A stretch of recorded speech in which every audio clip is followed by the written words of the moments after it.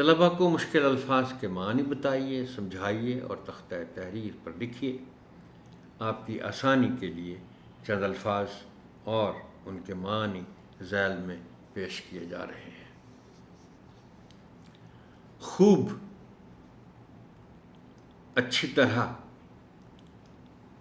اب یہ دیکھنے میں عام سا لفظ لگتا ہے، خوب، معنی اس کے بہرحال اچھی طرح کے ہی ہیں، لیکن آپ اگر تیاری کر کے جائیں گے تو پھر خوب لفظ کے دیگر استعمال بھی آپ کے سامنے آئیں گے، اور آپ معنی کے ساتھ ساتھ بچوں کو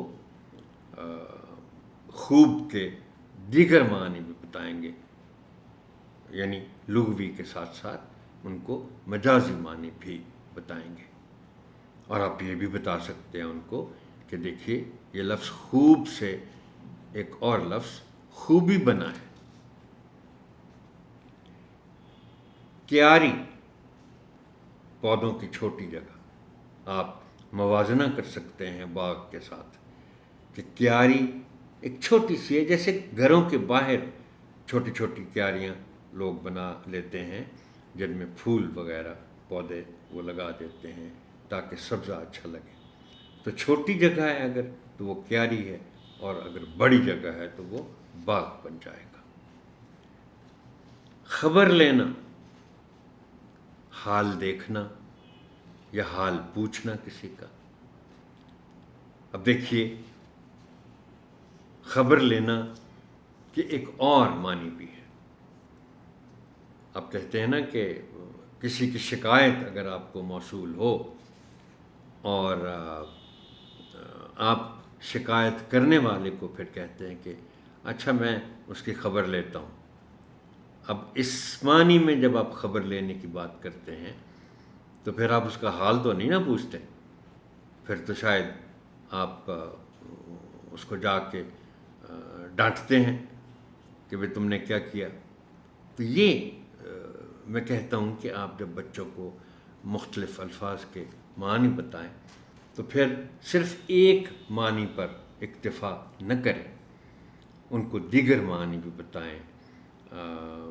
کوئی اگر محاورے کے طور پر لفظ کسی محاورے میں استعمال ہوتا ہو اور وہ آسان ہو، ابھی چونکہ دوسری جماعت کی بات ہے، تو آپ ان کو یہ بھی بتا سکتے ہیں۔ کھاد، کھیتوں میں ڈالا جانے والا مواد جس سے فصل اچھی ہوتی ہے۔ وہ مواد کسی بھی قسم کا ہو سکتا ہے، وہ گوبر بھی ہو سکتا ہے اور وہ صنعتی سطح پر تیار کردہ مواد بھی ہو سکتا ہے۔ رنگ برنگے، مختلف رنگوں کے، مہکتے، خوشبو دیتے۔ اب دیکھیں مہک لفظ صرف مہک اگر ہے تو اس کے معنی ہیں تو خوشبو، مگر مہک اور خوشبو یہ دونوں لفظ جب الگ الگ بولے جاتے ہیں تو آپ کو ایک نا فیلنگ آتی ہے، پھر فیلنگ خوشبو کی شاید اور ہے، مہک کی اور ہے۔ میں تو شاید یہ سمجھوں گا کہ خوشبو میں تو شاید وہ خوشبو بھی شامل ہے جس کو ہم فریگرنس کہتے ہیں، جو ہم چھڑکاؤ کرتے ہیں کپڑوں پر۔ مہک جو ہے اس میں غالباً سورس کا بعض اوقات نہیں پتہ ہوتا۔ مہک تو آپ کو آ رہی ہوتی ہے، بعض اوقات یہ ہوتا ہے کہ پتہ نہیں کہاں